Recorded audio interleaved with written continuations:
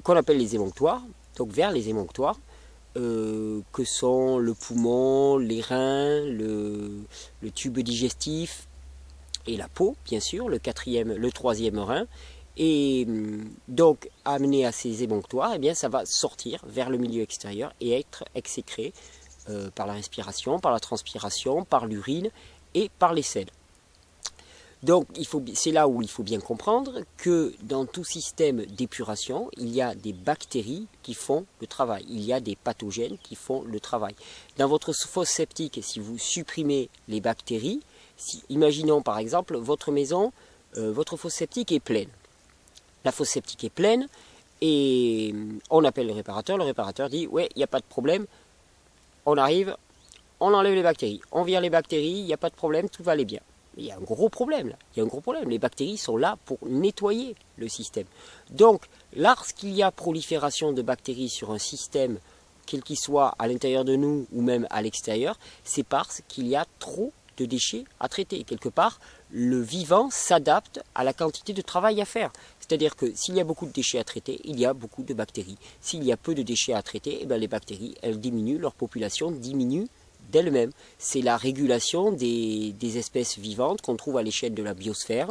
Il y a des prédateurs, il y a des produits, des aliments, des animaux qui sont mangés, et ainsi de suite. Les choses se consomment et restent dans un équilibre stable. C'est ce qu'on appelle l'homéostasie pour le corps humain. Donc les bactéries, les pathogènes, les virus dans le corps humain ne sont pas des agresseurs. Ils sont les agents nettoyeurs du système qui viennent résoudre le problème. Dès lors, vous comprendrez que toute tentative de nuire, toute entrave pour toute chose qui entrave leur fonctionnement ne va pas dans le sens de la santé. Ça va dans le sens de la suppression des symptômes, oui, bien sûr. Ça va dans le sens de la suppression de ce qui est visible, mais ça ne va pas dans le sens de la santé. Notre système a besoin de ces agents épurateurs. Et si ces agents épurateurs voient leur nombre augmenter, c'est parce que notre système en a besoin. Dès lors, il faut donner au système le moyen finalement d'évacuer les toxines par d'autres émonctoires pour éviter qu'il y ait trop de prolifération bactérienne ou de lui donner les conditions appropriées pour que tout ce travail se fasse. Donc vous l'avez compris, les toxines acides, les déchets acides issus du métabolisme sont pris en charge par la lymphe.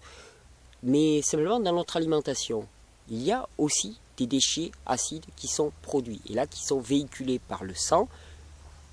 Et ces déchets acides, ils sont d'autant plus produits qu'on a une alimentation qui est de type acide. Et c'est bien la particularité de l'alimentation moderne, occidentale particulièrement, qui est à base de céréales, de produits animaux, de produits laitiers cuits, qui sont tous des composés qui vont former des résidus acides après la digestion. Donc cet apport supplémentaire de matériaux acides, le corps n'est pas adapté pour le traiter. Et c'est là où on va avoir saturation des ganglions, donc prolifération bactérienne. Quand les ganglions sont complètement saturés, eh bien qu'est-ce qui se passe? Ça sort sous forme de mucus par toutes les pores du corps. Ça sort comme ça peut. Si les émonctoires sont saturés, idem, tout ça ne va pas sortir et ça va s'accumuler dans le corps. Et si les glandes qui sont un petit peu le gouvernement ou l'orchestre un petit peu de tout le corps, puisque les glandes sécrètent des hormones qui gouvernent le fonctionnement de tous nos organes, eh bien si nos glandes ne sont pas en bon état, eh bien elles ne vont pas commander les organes qui sont les émonctoires, elles ne vont pas les commander de la bonne manière via les hormones, et à ce moment-là, les éliminations ne vont pas se faire. Donc vous comprendrez bien qu'il est important d'avoir des glandes qui fonctionnent bien, donc c'est détoxiner au niveau des glandes. Les glandes, je répète de mémoire, il y a la glande pituitaire et la glande pinéale qui sont dans le cerveau, qu'on appelle aussi l'épiphyse et l'hypophyse. Et la pituitaire particulièrement est vraiment la glande, donc c'est l'hypophyse, c'est la glande qui est vraiment la maîtresse glande, on va dire que c'est le président dans le gouvernement. C'est elle vraiment qui gouverne encore les autres glandes. C'est vraiment la glande qui fait le lien entre le système nerveux et le système hormonal. Donc entre le système nerveux électrique et le système chimique hormonal. Donc cette glande pituitaire, elle est essentielle et on reviendra plus longuement sur ces différentes glandes pour comprendre leur fonctionnement. La glande pinéale, La glande pinéale qui sécrète surtout la mélatonine, donc la mélatonine responsable des cycles nictéméraux, des cycles chronobiologiques dans le corps. Ensuite, il y a le thymus. Le thymus qui est un lieu d'échange entre le sang et la lymphe, qui est un lieu d'épuration du sang. Il y a les surrénales, les glandes surrénales, il y a la thyroïde que j'avais oublié, essentielle aussi, les glandes surrénales et puis les ovaires ou les testicules. Donc ça, ce sont toutes nos glandes et leur santé est essentielle, on y reviendra au cours des mois de mars et d'avril. Donc de la santé de nos glandes dépend le fonctionnement de nos émonctoires, du fonctionnement de nos émonctoires dépend l'évacuation des toxines, et de l'évacuation des toxines dépend finalement la prolifération ou non des bactéries, des agents pathogènes dans notre corps. C'est aussi simple que ça. Dès lors, dès qu'on a une multiplication bactérienne pathogénique dans le corps, qu'est-ce qu'il faut faire? Eh bien, c'est relancer les processus d'épuration, les faciliter, les encourager, les accompagner. Il n'y a que ça à faire. Ça va devenir vraiment lassant parce que pendant des années, si je continue ces vidéos, je ne vais dire finalement que ça. Il n'y a que ça à savoir. Il n'y a que ça à savoir, il n'y a pas de remède magique, il n'y a pas de pilule magique. Il y a des choses qui vont supprimer les symptômes, qui vont faire croire à une avancée temporaire, mais c'est faux. C'est absolument faux. Tous les médicaments sont de type acide, les antibiotiques, les antalgiques, les chimiothérapies sont de type acide et ne font que dégrader un terrain qui est déjà passablement dégradé. Donc on ne peut rien y faire de manière rapide. Il faut consacrer le temps à la guérison. Il faut vraiment consacrer le temps et ce message est vraiment très important. Il n'y a que l'accumulation de déchets, il n'y a que l'accumulation d'acide dans le corps qui crée la maladie. Et puis il y a aussi le patrimoine génétique qu'on se transmet de génération en génération qui est de plus en plus faible. Et c'est ce qui fait qu'on voit maintenant des enfants leucémiques à 3 ans. Et c'est dramatique qu'on voit des personnes dans des services de cancérologie qui maintenant ont 30 ans, ont 25, 30 ans. Alors qu'avant on n'en voyait pas qui avaient moins de 50, 60 ans. Et bien maintenant on en voit qui ont 25, 30 ans. C'est pourquoi? Parce que notre génétique se dégrade fortement. On passe ces tares génétiques de génération en génération.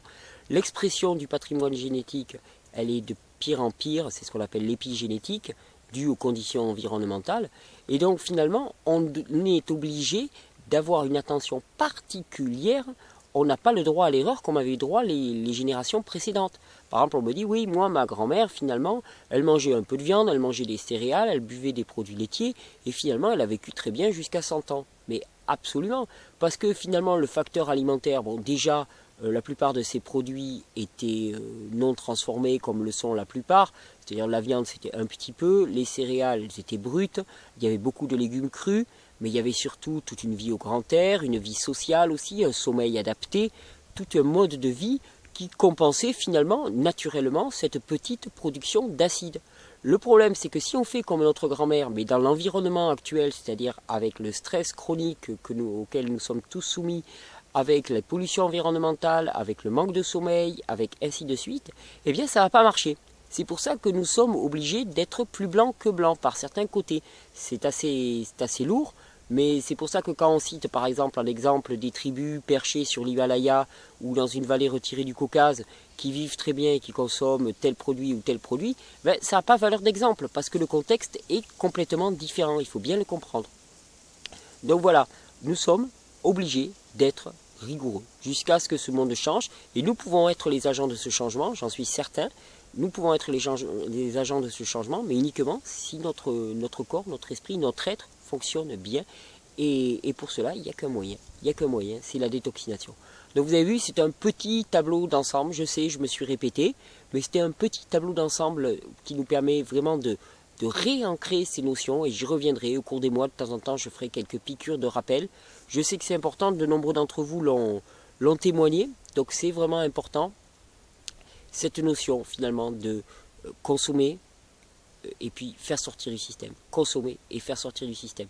Et il est vraiment important de s'intéresser à nos déchets. Vous l'avez vu, on s'intéresse peu à nos déchets. J'y reviendrai à l'échelle de la planète dans une prochaine vidéo. Ce parallèle entre finalement le dégoût de ce qui sort à l'échelle individuelle et puis à l'échelle collective et planétaire.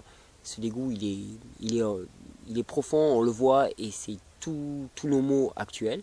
Donc il est temps de s'en occuper à l'échelle individuelle, Il est temps de s'en occuper à l'échelle collective. Il est temps de s'en occuper à l'échelle planétaire. Je vous souhaite une très très belle journée. Tenez, regardez, je voulais offrir pour les gens du Nord, le mimosa est en fleurs. Le mimosa est magnifique. Il a bien débourré là. Il y a eu un petit coup de froid, mais il est toujours là, il est toujours présent.